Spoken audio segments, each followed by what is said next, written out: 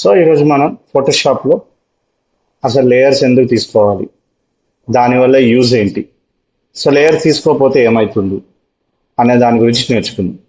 So first అయితే నేను already ఒక పేజ్ అనేది క్రియేట్ చేసి పెట్టేసుకున్నాను. మీరు ఇక్కడ అబ్జర్వ్ చేసుకుంటే ఒక పేజ్ క్రియేట్ చేసినప్పుడు మనకి లేయర్ విండో ఓపెన్ చేస్తే మీరు ఆ లేయర్ విండోలో చూసుకోవచ్చు క్లియర్గా బ్యాక్గ్రౌండ్ అనే ఒక లేయర్ కనిపిస్తుంది. సో ఇప్పుడు నేను ఒక రెక్టాంగిల్ షేప్ తీసుకొని డ్రా చేసి సో ఏదో ఒక కలర్ని ఫిల్ చేస్తున్నాను ఆ బాక్స్లోకి. బ్యాక్గ్రౌండ్లోనే వర్క్ చేస్తున్నా, చూడండి మొత్తం క్లియర్గా మీరు చూడొచ్చు ఇక్కడ. తర్వాత ఇప్పుడు దీన్ని మూవ్ చేద్దామని మూవ్ టూల్ తీసుకొని మూవ్ చేస్తున్నాను. చూడండి మనకి ఒక ఎర్రర్ మెసేజ్ వస్తుంది ఇక్కడ, బ్యాక్గ్రౌండ్ లేయర్లో ఉంది అని చెప్పి. సో మీరు ఇలా బ్యాక్గ్రౌండ్ లేయర్లో ఉంటే షేప్స్ని మూవ్ చేయడానికి రాదనమాట. షేప్స్ అనే కాదు, టెక్స్ట్ని కూడా మూవ్ చేయడానికి రాదు. సో ఇప్పుడు మనం తప్పు చేసేసాం కాబట్టి లేయర్ తీసుకొని వర్క్ చేద్దాం. సో నేను బ్యాక్కి వెళ్తున్నాను. సో ఒక లేయర్ తీసుకోవాలంటే ఇక్కడే ఉంటుంది ప్లస్ బటన్, క్లిక్ చేసి లేయర్ క్రియేట్ అవుతుంది.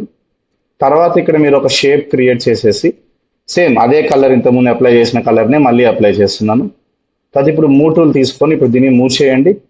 క్లియర్గా అది మూవ్ అవుతుంది డిఫరెంట్ పొజిషన్స్కి. ఎందుకంటే ఇంతకుముందు ఇదే షేప్ బ్యాక్గ్రౌండ్లో ఉండే, అందుకే మూవ్ కాలేదు.